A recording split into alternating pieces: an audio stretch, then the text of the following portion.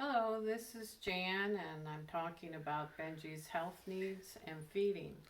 But before we do that, I want to review a little about the needle, how to take it off. This is important. You don't want to pull it where the sheath is. You want to get your finger behind the pink part of the needle, kind of where a collar is, and pull it off. Otherwise, you're going to have a needle there. And if you can't do that, if it's too tight, of course you're going to have this twist thing down to secure it. But once you do that, if you can't do it with your finger, then just take your needle nose and pull it off. Okay, I just wanted to review that. Of course, obviously it's done when it's off.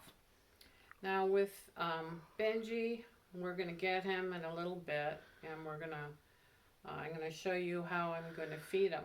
But he has a lot of needs. He's a senior cat, very senior, and there are several things. When cats and dogs get older, a lot of times they get constipated. So I use a furball remedy here.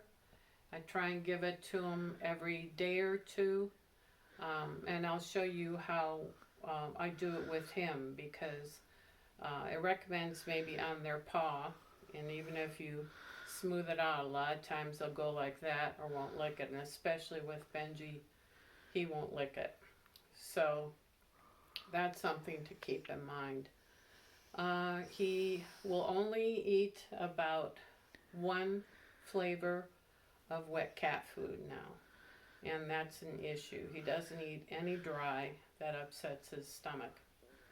So in between his feedings, I call it kitty ensure, and the syringes, I'll give him the wet food. I also have found that Sheba, pate Sheba, will work.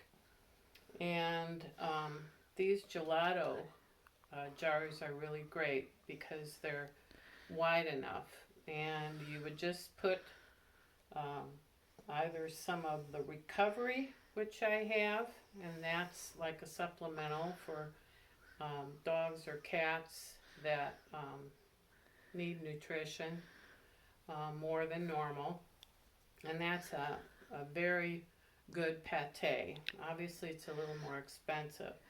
So I alternate between pate Sheba.